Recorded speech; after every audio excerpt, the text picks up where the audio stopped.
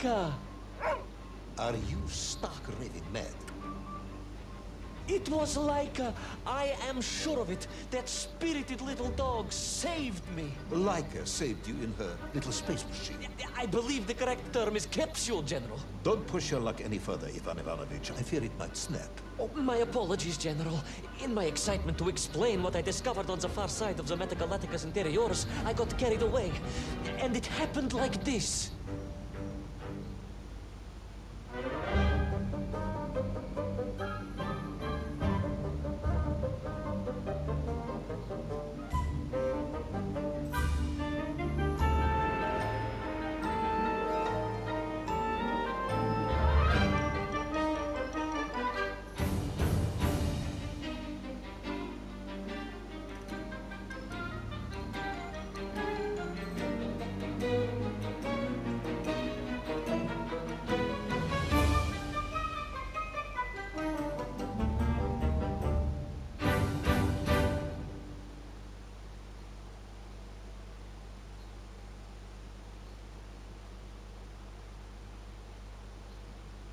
A rocky moon. It's the center of the earth. The source of all creation, General. A place where time flowed like rivers, and boulders of raw matter rained like comets upon the cratered rock. Another miraculous escape from death. Another happy accident. It was no accident, General. Laika took me there entirely deliberately. I'm sure of that. She continues to be a heroine and a savior and protector of our great nation.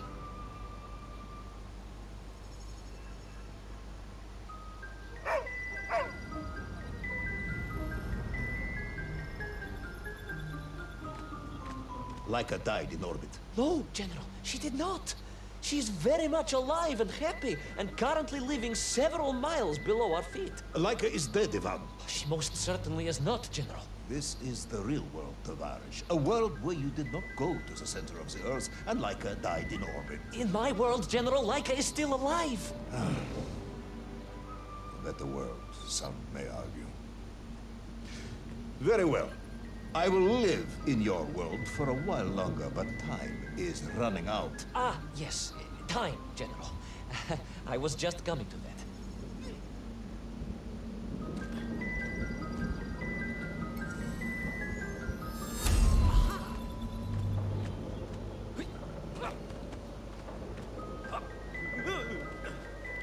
There in the distance it stood, enveloped in a mighty time storm. The world clock, General. The beating heart of all history. The axis mundi, the pillar of the world. Not enough to conquer Russia by drilling back to the surface with his magical mind-controlling atomic radio set then. No, General. You see, what if he could fuse little Orpheus directly with the world clock? Then his message would radiate with every tick and every tock. He would not simply be the Tsar. He would be the Tsar of all time, the eternal tyrant, the literal incarnation of everything our glorious revolution stood to overthrow.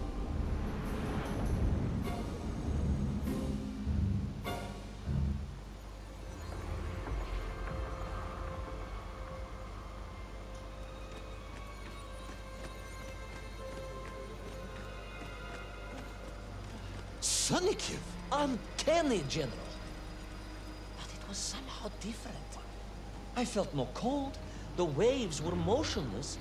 Indeed, it was as if I had stepped free of those rivers of time and stood on entirely motionless ground.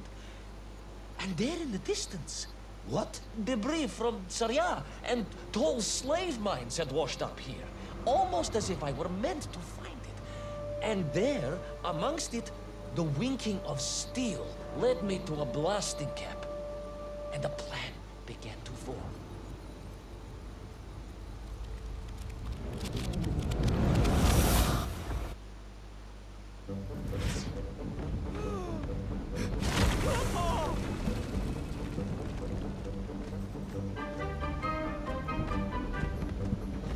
The terrain was ferocious. Explosive eruptions of fire and heat. Thunderous emissions. The terrain was ferocious. Explosive eruptions of fire and heat. thunderous emissions, and lethal gases. Much like your cousin Pavel, perhaps, as a result of consuming all of those stolen eggs. Aha! General, you have been listening after all!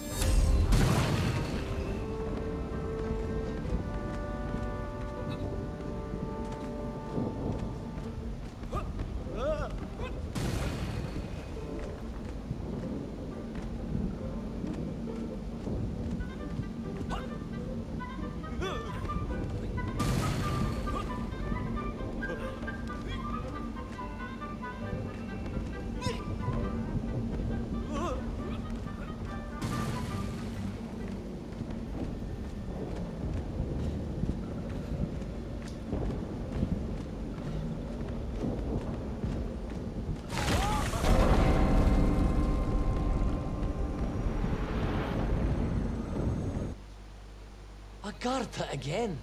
But why? You are stalling, comrade. The clock is ticking. Tick-tock, tick-tock! Of course! In a flash of inspiration, I understood.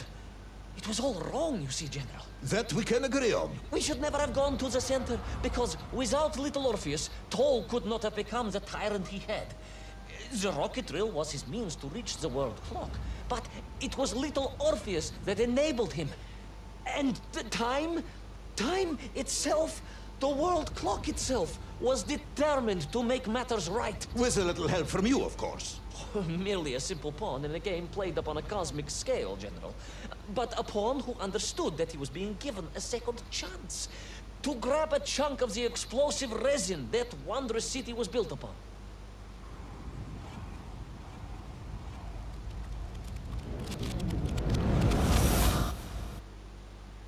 And I was back. The mighty river of time roared past me, carrying the weight of the whole of history with it. Even for you, this is a stretch. Our time is almost up. I have to submit my report within the hour. Time, General. Time was nearly up indeed. That ancient and magical river that carried me along was surely moving inevitably towards some kind of end.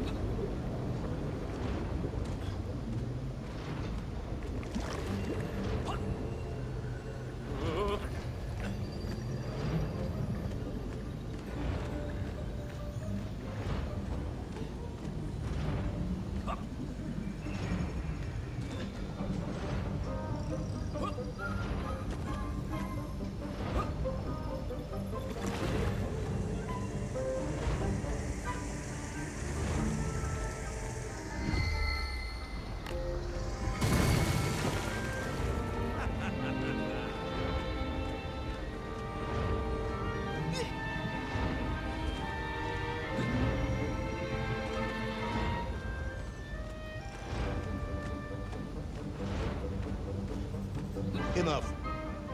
No more, Privalov. No more stories. No more lost worlds and space dogs. I'm full of it. It is nearly midnight, and you have not given me the adequate explanation for the whereabouts of little Orpheus and the atomic bomb. But, General, I am about to tell you what happened when I finally caught up with the villain Toll. I do not care, Tavarish. I simply do not care. You have worn me down, and it is time to call a halt to this. I bear you no malice, comrade. In many ways, I admire you, but time is running out. Yes, General, yes. Time. Time. Because it was time itself that suddenly appeared to be on my side.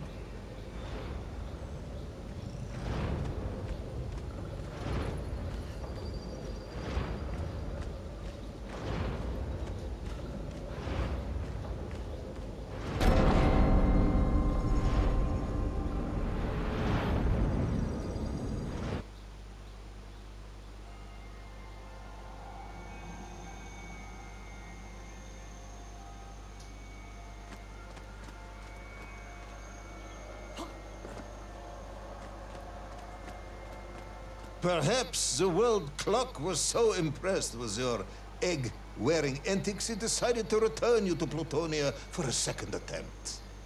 I would strongly suggest you cut to the chase. The chase, yes. The pursuit of Toll and little Orpheus. I stood there with the resin fragment in one hand and the blasting cap in the other, and then, just like that, a clock began to ring. The world clock? No, General, an alarm clock. My Slava alarm clock, in fact, given to me by Auntie Marsha. The one who married the beef investigator. The very same. And the moment I saw that clock, I knew what I had to do.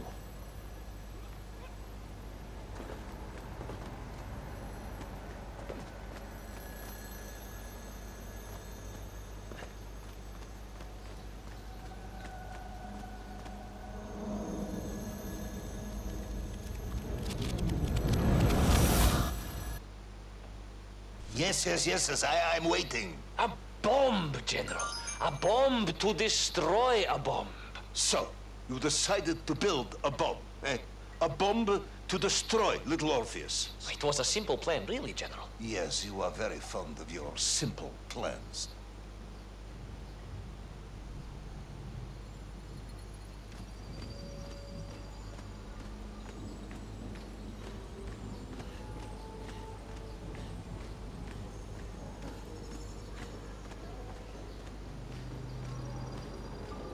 It was the last time I was to see those poor enslaved Menkv on my journey.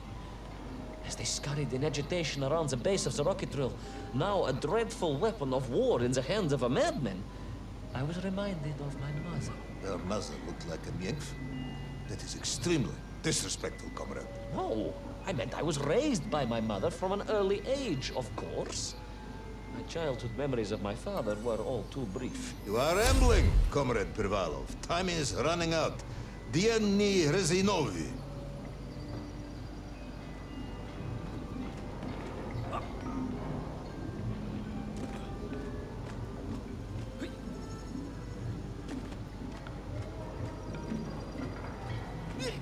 Time will run out for us all, General, will it not?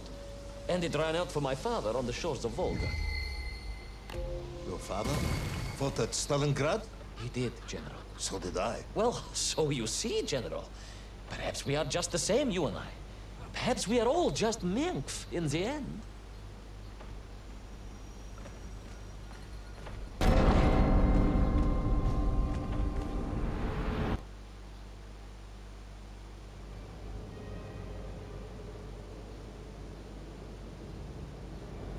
What possible use in the construction of a bomb could be found in the belly of a giant whale? Were you perhaps planning on using a worm as a fuse? That would be ridiculous, General. I would hate to undermine your otherwise entirely plausible account. You forget, General. The belly of the beast was full of shipwrecks. And on one of them, I was bound to find what I was looking for. Fuse wire. Comrade, yes, you'd forgotten all about the fuse until I reminded you, hadn't you? General, your cynicism is unbecoming to a man of your rank and stature.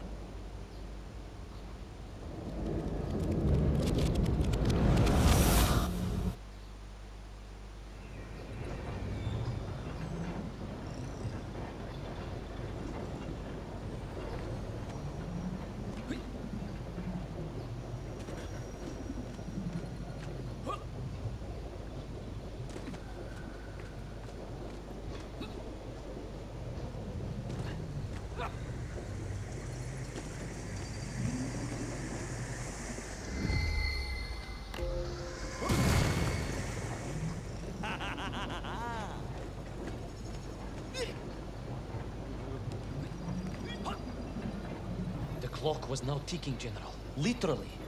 I was surrounded by time, immersed in it, floating along a river of it on a raft made of history, seeking the next moment of opportunity to hurtle backwards amongst those lost worlds. I am a patient man, Tavarish. I lost 3 toes in the winter outside Sharkovskaya in 42.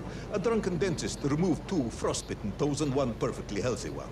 You may therefore consider me a man blessed with an uncommon level of endurance for discomfort. I hate visiting the dentist. My uncle Vanya was a dentist, and he was a deeply strange man, notwithstanding the love he felt for his pigs. Is what? He was a pig dentist, General. He always claimed that the human mouth presented an insufficient challenge. Let me challenge you, comrade. You will tell me what happened to little Orpheus. My patience is exhausted. I am done. But we are nearly there, General. The world clock was shortly to strike again and transport me...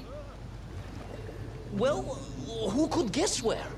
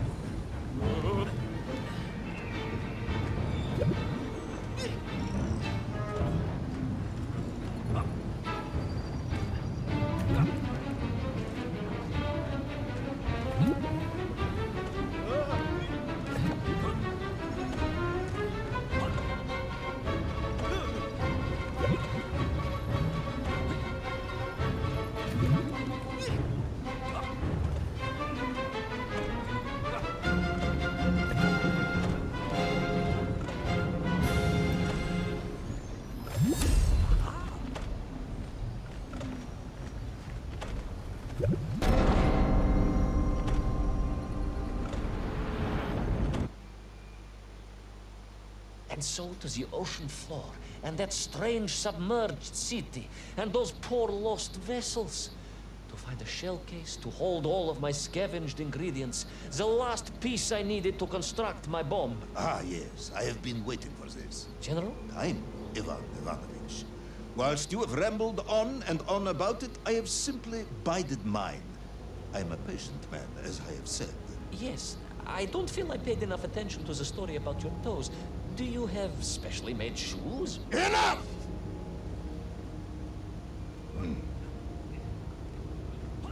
Now I have your full attention. Indulge me, Tavarish. Explain to me how you made this bomb. General? Your bomb, comrade, that you so brilliantly constructed to destroy little Orpheus. Tell me how you made it.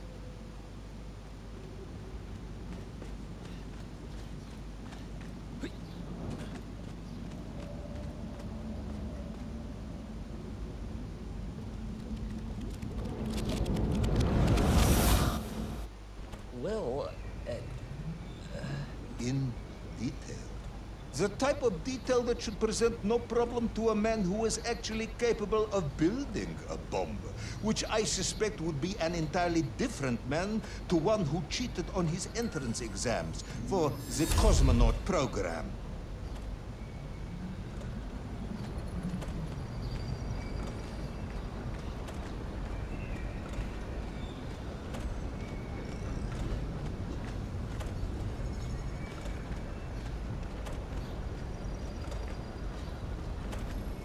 Uncharacteristically silent, comrade. Cat, got your tongue? if I may, General, perhaps just a minute or two to gather my thoughts? There are precious few minutes left. We have reached our conclusion, I think.